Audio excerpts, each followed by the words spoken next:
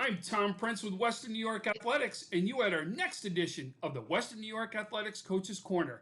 And boy, I've got three big programs right here. We go from the north to the south, and they are very well-known programs, and can't wait to hear from these coaches and get some recognition for these teams. So let's go through our introductions. Our first coach from Niagara Falls, Rob Augustino. From Dunkirk, Frank Jagoda. And from Niagara Wheatfield, Jim Hagerty. Guys, thanks for joining me today. Thank you, Tom. Glad to be here. Thanks, Tom. Anytime. So, listen, the first thing I always start off this is we're obviously at a time, there's a lot of adversity going on. In fact, our theme for today is going to be about adversity and overcoming adversity. But my first question to you guys before we even start that is, how you doing? Rob, how you holding up? It's a little trying, especially in the house with three kids and the amount of homework assignments that they have. I don't know if it's just me or if it's anyone else, but it seems like they have more homework now with all the online stuff than they did when they were in school. But just trying to stay sane, stay healthy. We try to get out, get walks and whatnot. But being in the house, being kind of cooped up at times is kind of trying. We're doing the best we can. And I'm hoping my guys are too. We stay in touch as much as possible. And I'm hoping that they're active and doing well for themselves mentally as well as physically. Yeah, I couldn't agree with you more on that. And to be honest with you, I got three boys, and trust me, I'm with you. I know what it's like. It's going nuts. Frank, how are you holding up? Well, I'm doing pretty good. I don't have any kids, in school anymore. So I guess my adversity would be is right before they decided that there was going to be no golf in the area. I did what everybody else usually says, and I think I found something in my golf game that was really going to help. So my adversity here is trying to get over that, and I was making changes and moving in the right direction to get better at it in the sport. So I'm kind of bummed out about that. But other than that, I've been in touch with the kids daily. We've done some things video-wise that kept them in training. We're trying to keep them in training, and video-wise, we do different segments of base running, outfield play, pitching, things that we've done inside already. During the course of time from January on or December, a lot of people work early, and things that those types of things we've kept in place now, so the kids have a routine before they started the season in March, and hopefully we continue to do that as the time goes on. Oh, great job. Jim, how you holding up? I'm all right. It's not fun. I'm in a different place on the spectrum from Rob in that my youngest is actually a senior in high school this year at Niagara Wheatfield. She is thinking about the prom, thinking about graduation, which is not fun. My older three kids, they have college and they have their own lives going right now. It was extra hard that the weather was so good for the first week or two of this. It's actually almost a blessing to watch the snow a little bit, just because I'm not thinking about, hey, I could be out there playing. The unknown probably is the hardest part. Are we going back next week? Are we going back in 3 weeks? Are we not going back at all?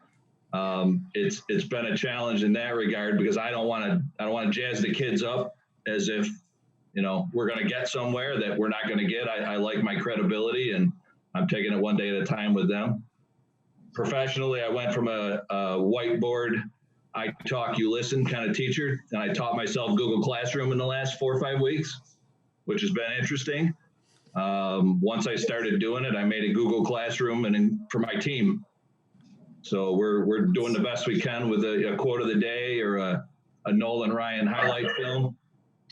Just trying to keep them on track, trying to get them to do their stretching. That's about all I can do from here. That's fantastic, Coach. And oh wow, what great answers already right there. And I'll tell you, that's the reason we're doing this today. It is so much of the unknown. Whether they have a chance or they don't have a chance, we don't know. But at least let's recognize these kids, right? They got their chance to get their due, and that's the reason we're doing this, is so they get that recognition that's out there. But let's start with some of the questions, right? So my first question is based on a Theo Epstein quote on adversity for baseball. It says baseball is a game based on adversity. It's a game that's going to test you repeatedly. It's going to find your weaknesses and vulnerability and force you to adjust. That adversity in the big picture is a really good thing because it shows you where your weaknesses are and it gives you the opportunity to improve. So my question is based on that quote, is what team have you coached that has overcome adversity to shine and why? Frank, let's start off with yourself. Well, we've had several teams over the past few years that have had some adversity. And other kids have had to step up and take charge of situations and, different things where, unfortunately, on our squad, we've had some kids that weren't allowed to play either academically or something they've done in school where the other teammates have just had to, tighten up the bootstraps and get ready to, take the place of that other player. I think a lot of it, though, in adversity with all teams is how your team reacts to the successes and failures from the beginning of the season to the middle of the season to the end of the season, and how you keep them going if the successes haven't been what you thought were going to be at the start of a season when everybody has all these high aspirations. I think that actually goes into when a kid plays or when he has an at bat. Baseball is a very unsuccessful game in terms of, your trials and tribulations at the plate or you're not being successful on the mound. So how do you adjust to those types of things individually as a player means a lot for the entire group. So we've had a couple of those things. We've had some successes with it. We've had kids not be in the lineup for a certain number of times due to injury. And we've had other kids step up and relish the opportunity. So I think we always leave it as coaches. We always leave it as an opportunity for other kids to make adjustments and excel in their own way, shape, or form. Sure, absolutely. Jim, how would you answer that one? It's tough to come up with one answer because it's been a long career and a lot of possibilities. The question about overcoming adversity, I probably have a football answer that's 20 years old. That's the best one. Nice. My last JV football team in week 7, we had 2 serious knee injuries on the offensive line. And those kids found a way to get as healthy as they could and to help the guy behind them and cop together a win in a game that we had no business winning, but we won it anyway. And that's from 2002 JV football. That's great. Hey, listen, they all apply, right? And it's our coaching, whether it's football, baseball, softball, I could go up and down, right? Adversity is adversity, and how you're going to overcome it, we could all learn from it. My baseball answer is probably more subtle. I feel unqualified to even answer for this season because realistically we had tryouts and a Saturday practice and I haven't seen them since. Yeah. So this group of kids, even though I have a lot of returners, so I know these kids pretty well, the seniors graduated, the younger kids are with that squad now, and that's a different personality team. That's a different group. So I don't even know about these guys overcoming adversity. Robbie will laugh at this one, but the biggest thing in baseball and overcoming adversity is the fact that we pretty much play 2 or 3 home games a year. We go to Niagara Falls. We played 4 times at Ken West last year. We played twice at Niagara Falls. That's an every year thing for us is we're hopping a bus to play a home game. And our kids, the school has a building project going, and hopefully that's going to be a thing of the past for us. But overcoming adversity, you think you have a home game and, you got to hop a bus and go play a home game. That's day in, day out. That's challenging mentally. And on the thought of baseball, one other thing to throw out there, I coach other sports too, but baseball is a unique bird in that you get a flurry of action, but you get a lot of time to stand around and think about what you just did right or what you just did wrong. And I think there's a lot of life lesson there too, as we sit in our house and try to figure out what we're going to do next when we get the chance to do it next. Great answers right there. And we are hoping that you've got another that facility we're hearing about that could go up could be another gem we're going to be talking about here in Western New York, hopefully shortly too. So, Rob, how would you answer that one? Just to get back to what Jim just said, on the flip side, we take maybe 3 or 4 bus rides a year.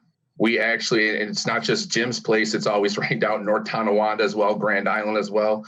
We only take 3 or 4 bus trips to away games because we have the turf. As far as adversity goes, I've been coaching 23 years, only 4 years with the varsity. And my first season, we went in that season with our ace and our best hitter, Matt Grace. We thought, we're going to be good. He's going to lead us on the mound. He's going to be our number 3 hitter. First game, he throws a 1-hitter against NT, hits a home run. Second game, 3rd inning, we had rain out that week. We didn't play the rest of the week. So the second game, he started again. 3rd inning, he calls me to the mound and says there's something wrong with his elbow. Took him out of the game, found out he had some issues. He didn't play again to the end of the season, but the adversity was we went from going into the season, we're 1-0 and our ace is on the mound, our ace is rocking, and now all of a sudden he's gone for at least he was gone for about 6 weeks. We didn't see him until the last 2 games of the regular season. And other guys had to step up. And while he was out, we went 9-3. Went down to the last day of the year on a Saturday at our place where we beat Newport and had Grand Island beat Ken West. We would have tied for the league with Ken West. But multiple guys stepped up who weren't our aces. Now they had to be. That weren't our number 3, number 4 hitters. They had to be. And it was a great group collective that year. And it was so unbelievably enjoyable to see those other guys who didn't expect to excel push themselves to keep track of what's important. I think we're all getting a lesson in that. And it's not the same answer for everybody, because I'm not going to lie. I'm sure I have kids on my team that legitimately believe baseball is the most important thing in the world. And I love that, and I didn't want them to find out that it's not true this way, but I'm glad they're getting a glimpse at what life after baseball is going to look like for them.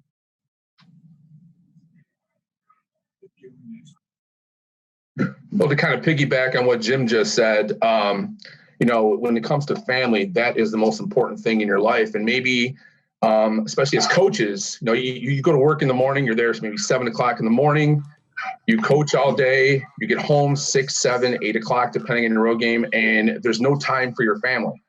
And this has allowed a lot of us, especially the coaches, to get back to those things that should be more important than our work lives or our coaching lives. And that's just, being with family, doing the things together, and just growing that bond. As far as the team goes, the one thing I've been stressing in our text messages and our different videos and stuff is just the fact that I want them to do what's best for them. Make sure you're going outside and getting fresh air, not just staying inside, talking to people, just being mentally sane at the same time as trying to work out. And that's probably the hardest thing for kids to do. 17-year-olds are just go, go, go, and they never take a step back and think about themselves. So I'm hoping that that's what they're doing. And if they are, then they're going to overcome that and be better for it. Yeah, no doubt. Great answer. Just so you are, my mic may have had a problem right there, so I just want to repeat the question again. Is their answering is, what advice would you give any baseball player during this time to overcome any adversity? So, Frank, we're going to go to you now on this one and how you would answer that one. Well, the first thing is take care of you and your family. That's the first thing. And take care of, anything that goes on around you, your circle of family. We try to get some stuff in for the kids, some practices in before everybody was told that they couldn't. But I think it's important from a baseball aspect of what they're going to do baseball-wise is just remember the routines. You have solid coaches sitting here telling you, they've been with you for years. They know what you need to do, whether it be in a garage, whether it be outside on a beautiful day, going for a jog, doing some things to stay busy. Because if you get complacent at home, that can be real simple to fall away from some of your goals that you have as an athlete and as a student. I think these kids, all the social stuff that they've gone through and everything they've learned on the internet and the video games and things of that nature, they can fall into a big rut. and not going to school every day they can really fall into a bigger rut. So I think it's very, very important that they look around them, get an idea and have an idea of what's going on with this virus, have an idea and an opinion about it, and learn from their experience, but also make sure they stay busy. It's very, very important that everybody stay busy. You know, you get cabin fever, but this is a little bit beyond cabin fever. I just think you need to stay busy, stay healthy, do what we're all being told. Not a lot of times people don't like to be told anything, but do what everybody's being told to do and stay busy. Yeah, great answers. So you guys, no doubt about it. I love what you've brought to the table so far for this show. What a great show so far. But now we get into the part where I talk about is the fun part of the program. This is where we get to talk about and recognize the players that hopefully will get a chance to take the field, or at least if they don't get a chance to take the field, we're going to get a chance to recognize those kids that would have had that opportunity. So first, I'm going to start out up in the north with Niagara Falls. Rob, you are a perennial team that will constantly be competing for an NFL title. You not only will constantly be competing for an NFL title, but you are in a very tough AA division also that you're going to go compete against. You know, day in, day out, you've got a tough game that you're going to go ahead and have. Let's talk about the makeup of Niagara Falls. Well, first and foremost, we start with our two guys that have been with me since 10th grade on the varsity and first team all-league catcher, Zach Bridges, is where I'm going to start. He is the backbone of the team. And every coach is going to say the catcher is the captain of the team when he's on the field, and Zach epitomizes that. He and I have been together since he was in 8th grade. He follows everything that we preach to him. He is pretty much in sync with all of our decision-making on the field, and then he goes out there and proves it, and the kids follow him. And on top of that, he's a kid you can put anywhere in the lineup. He's actually a kid I can put anywhere on the field. When he was in 8th grade on JV, he was our starting second baseman. He's just that type of kid who just loves to play. And I'm hoping he hasn't made a final college decision. It looks like it might be Gannon, and I'm hoping that he does, and I get a chance to see him go there and excel there. And then there's Mason Hilliard, who's been up with us for the same amount of time. He's an outfielder who's kind of like a spot starter as far as the pitching goes. But this year he was going to be relied upon as our starter, our ace. And we don't have a 1A or 1B situation. We kind of have about 4 or 5 guys that are going to compete to be the starters, the first guy out of the bullpen type of situation. So we're kind of mixing and matching. But those two guys have been with me so long that I want to make sure I mention them first. Matt Kurchensky, starting first baseman, last year's second team all-league. He is the middle of the order guy. He, along with the first two guys I mentioned, is a captain, and he is a coach's captain. He's a rah-rah guy. He gets the guys going. He is the first one out of the locker room practice. He's helped set up. He's just a pleasant surprise every single day to coach, and he goes above and beyond what he's been asked to do. The other 3 infield spots, surprisingly, are going to be underclassmen. We were going to have a sophomore, Nolan Barker, and sophomore Morgan Zentera starting at second and third, respectively. Morgan Zentera at third was going to be relied upon to be one of those 4 or 5 pitchers as well. Big kid, strong kid, excelled last year on the JV, and we were looking for big things from him. Our shortstop is a freshman, Trevor Kennedy, who was our starting shortstop last year as an 8th grader.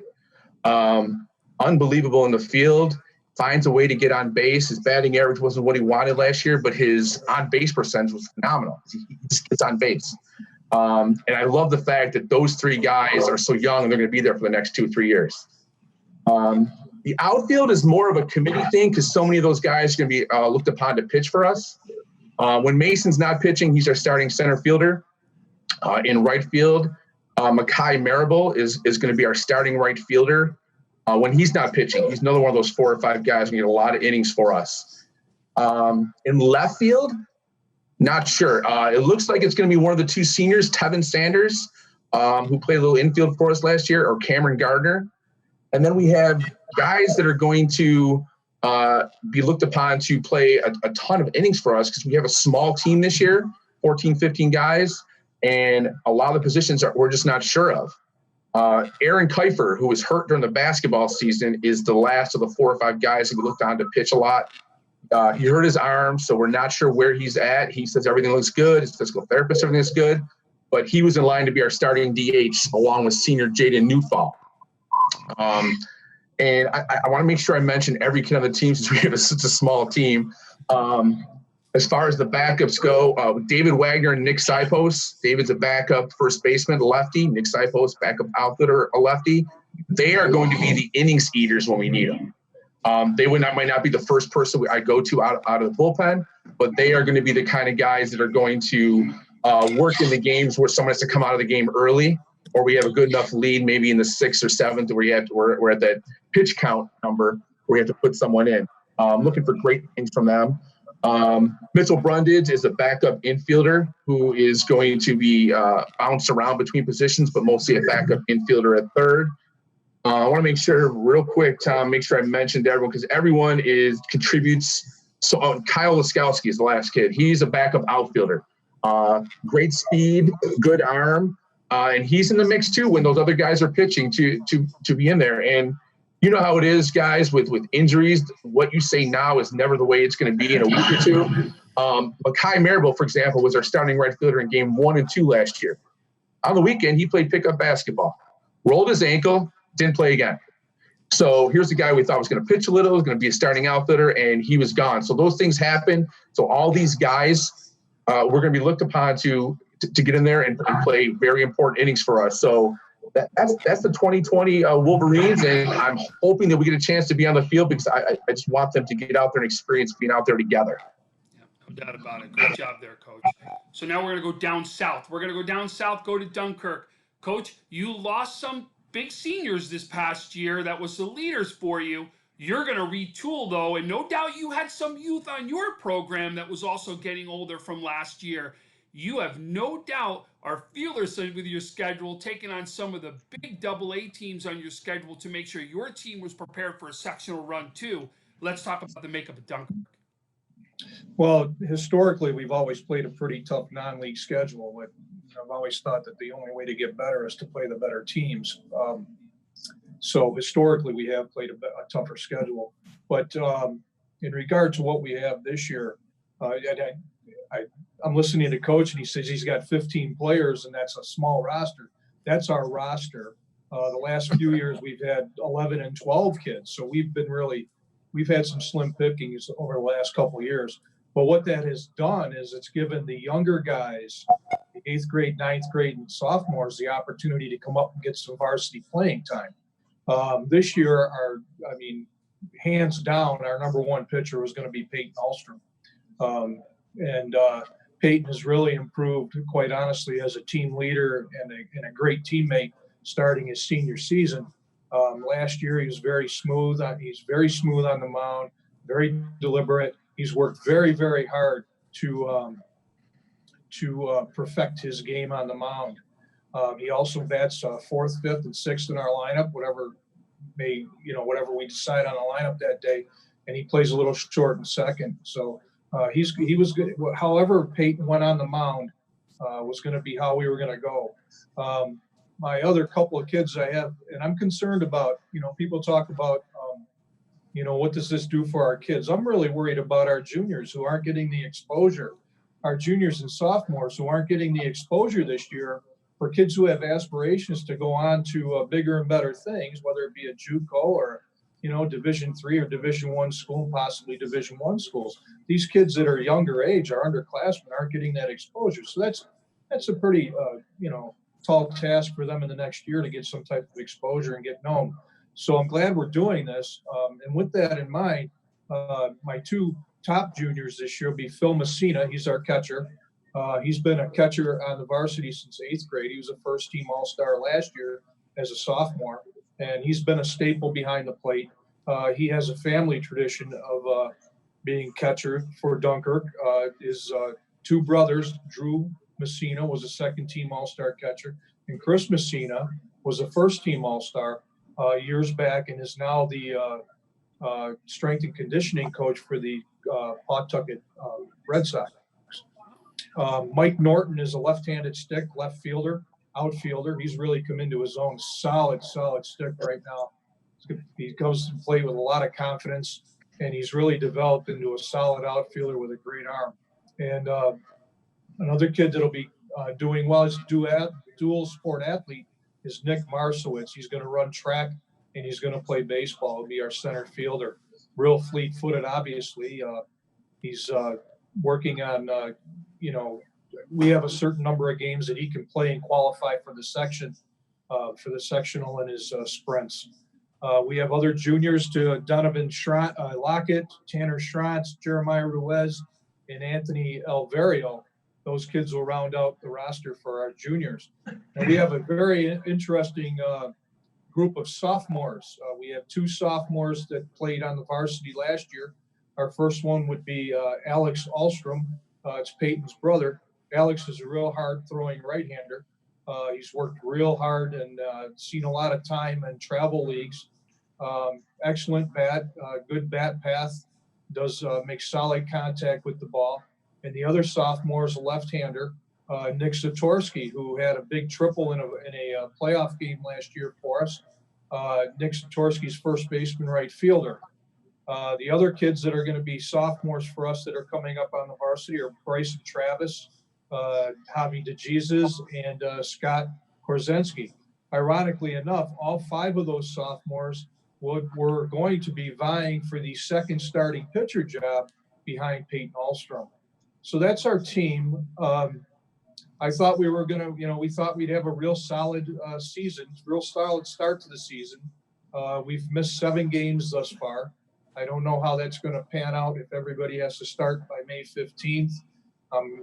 There's going to be, maybe we'll get 3 weeks in. Maybe they'll do away with state championships. I'm not quite sure. But I'd like to see the kids get in some ball. I'd like to see Peyton, especially as a senior, get in, some time as a senior and get his due. He's going to Finger Lakes Community College when he's done here. 2 other seniors that have never played ball before, Gadiel Casanova and Earl Stewart, round out our roster. So that's the Dunkirk baseball program. Fantastic. And no doubt Peyton was also going to be probably somebody who's going to compete for a finalist spot for that Colpoys Barrows Cup as a player of the year. He was on a fringe last year, some of the great things that he did, and no doubt that we were going to be talking more about him this season too. So now let's go over to Niagara Wheatfield. No doubt, Coach, your strength will be on the mound. You've got some big pitchers that were coming back, and there was no doubt that your pitching staff was going to be the run that you guys could make to a possible NFL title or to a possible sectional title yourself. We saw these people. I saw them 2 years ago down in Disney as the start, and here's now the group that are coming up for your seniors. Can't wait to hear more about Niagara Wheatfield. You had to remind me of that, didn't you? I'm sorry. Yeah, I honestly had a nice team coming back. I kept a big squad this year. And I'm going to try to do this in an order that I hope makes sense. It was going to be an interesting year for me because you build a baseball team down the middle. And the big losses for me were catcher, pitcher, and center field from last year's team. Returning seniors for this year included Ryan Malerski on the mound. He would have definitely been our one. Matt Leshak would have taken over in center field. Adam Laverty is he would have been a 4-year starter on the varsity. Ben Solomon would have done some pitching and played outfield for us. He was a second team All-Western New Yorker as a 10th grader, or an honorable mention, I'm sorry. And Tyler Hassan probably would have gotten the edge at second base. We graduated 6 last year. I'm going to graduate 5 this year. So we're actually a big squad, but we're young again, actually. Juniors that were on the squad last year and definitely would have contributed. Ben Yotis, who got some starts last year. He would have been called on. My goal for him this year was that he develop into a 1A with Malerski, or a 1B. Ben Shapiro, to have the luxury of not having had to throw him much last year, he would definitely have helped on the mound. He would be among Shapiro and Yotis were those guys you saw 2 years ago in Florida as freshmen. Yes. Andrew Stillinger's he's a 3-year starter at shortstop, and he's only a junior. He's in that category of kids that it's unfortunate the juniors are not getting to play a season here and get some exposure. And Tyler Walton alternated on and off at catcher and DH last year.